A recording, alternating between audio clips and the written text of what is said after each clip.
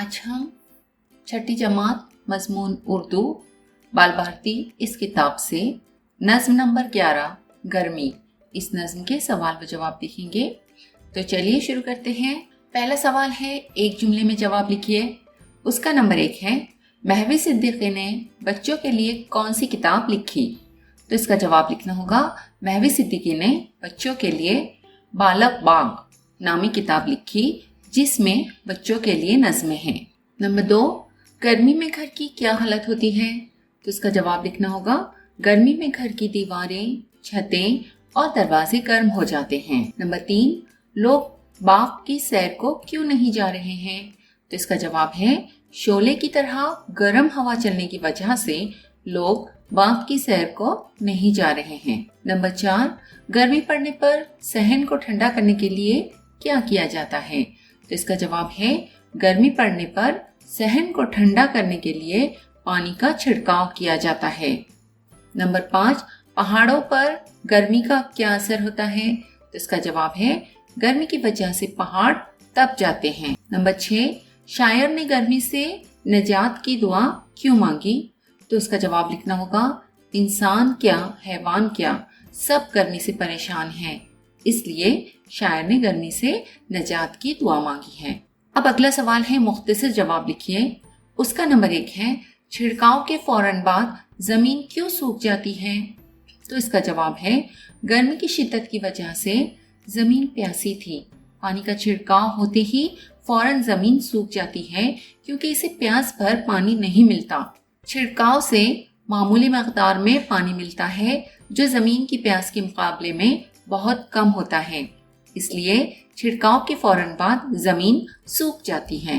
Number 2, गर्मी की रातों के बारे में शायर ने क्या कहा है? तो इसका जवाब लिखना होगा, शायर कहता है कि गर्मी की रातों में हर बिछौना गर्म है, यहाँ तक कि चारपाई भी गर्म है, चादरें, तकिए और रजाई भी गर्म है। आधी रात तक गर्मी की वजह से शायर बेचैन था, आधी रात के बाद मुश्किल से पलक झपकी है। नंबर 3, गर्मी में नालों और खेतों की क्या हालत है? तो इसका जवाब है, गर्मी में नाले खुश्क हो गए हैं, खेत में थाले भी खुश्क हैं, यानी खेत भी सूखे पड़े हैं। अब अगला सवाल है, नज्म की मदद से नीचे दिए हुए अल्फाज की जिद लिखिए। अल्फाज है, दिन, सुबह, सर्दी, तर, आज और छाँव। तो इनकी जिदें इस तरह लिखनी होंगी, दिन, रात, सुबह, शाम, सर्दी, गर्मी, तर, खुश्क, आज, कल, छाँव, धूप। अब अगला सवाल है, नज्म की मदद से अशार मुकम्मल कीजिए। उसका नंबर 1 है, होता है छिड़काव अक्सर खाली जगह को।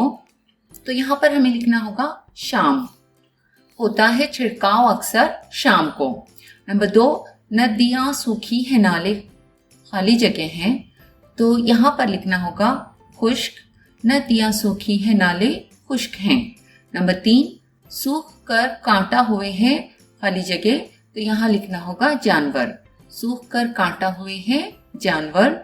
और नंबर 4, तप रहे हैं आग से सारे खाली जगह, तो यहाँ पर हमें लिखना होगा पहाड़, तप रहे हैं आग से सारे पहाड़। तो इस तरह से इन अशार को मुकम्मल करना होगा। अब अगला है जोर कलम। इस नज़्म में बताया गया है कि गर्मी मुख्तलिफ चीज़ों पर किस तरह असरअंदाज होती है, इन्हें अपने लफ्ज़ों में लिखिए। तो इसका जवाब इस तरह लिखना होगा, जब बहुत ज़्यादा गर्मी पड़ रही हो तो किसी को एक पल भी चैन नहीं आता। गर्मी से रेत तप रही है और पत्थर गर्म हो गए हैं, यहाँ तक कि घर की दीवारें, छतें और दरवाजे भी गर्म हैं। झुलसा देने वाली गर्म हवाएं चल रही हैं। बागों में सैर के लिए जाना भी मुश्किल हो गया है क्योंकि वहाँ भी गर्म शोले की मानिंद हवा चल रही है। अगरचे शाम को सहन में पानी का छिड़काव किया जाता है, इसके बावजूद ठंडक नहीं है। दिन भर की प्यासी होने की वजह से पानी छिड़कते ही जमीन सूख जाती है। जब हम ठंडे शरबत का ग्लास पीते हैं तब थोड़ी देर के लिए प्यास बुझती है। चारपाई और सारा बिस्तर गर्म है, इस वजह से नींद नहीं आती है। शदीद गर्मी से नदी नाले सूख गए हैं, खेत और बागों के थाले खुश्क हैं, जानवर सूखकर कांटा हो गए हैं, पहाड़ तक आग से तप रहे हैं। इस तरह गर्मी मुख्तलिफ चीज़ों पर असरअंदाज होती है। अब अगला है सरगर्मी या मंसूबा। गर्मी के मौसम में पाए जाने वाले फलों के नाम अपनी बयास में लिखिए। तो आप लोगों को पता है गर्मियों में कौन कौन से फल आते हैं, जैसे आम, तरबूज, खरबूज, अंगूर, स्ट्रॉबेरी, पपीता और इस तरह के कई फल गर्मी के मौसम में पाए जाते हैं। तो इस तरह इन फलों के नाम आप लोगों को अपनी बयास में लिखना होगा। अब अगला है इजाफी मालूमात, रोजमर्रा। नज़म गर्मी के इन 5 मिसरों को पढ़िए। नंबर 1, कल नहीं मिलती किसी को एक पल। नंबर 2, सहन में ठंडक नहीं है नाम को। नंबर 3, तब कहीं जाकर बुझे दम भर को प्यास। नंबर 4, सूख कर कांटा हुए हैं जानवर। और नंबर 5, है बला की प्यास गर्मी इस कदर।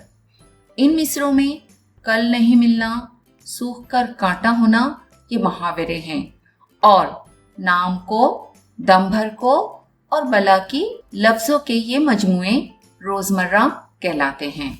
तो ये इजाफी मालूमात के लिए आपको दिया गया है। अब अगला है तलाश व जुस्तजू। पढ़े गए असबाक से चंद मुहावरे और रोजमर्रा के फिक्रे तलाश करके लिखिए। तो इसका जवाब इस तरह है। मुहावरे है नंबर 1, कल ना पढ़ना। नंबर 2, पलक झपकना। और नंबर 3, सूख कर कांटा होना। रोजमर्रा के फिक्रे हैं नंबर 1, नाम को। नंबर 2, दम भर को। और नंबर 3, बला की। तो इस तरह से इस सबक के तमाम सवालात के जवाब मैंने यहाँ पर लिख दिए हैं। उम्मीद है आप लोगों को समझ में आ गए होंगे। अगले वीडियो में फिर मिलते हैं। अल्लाह हाफिज।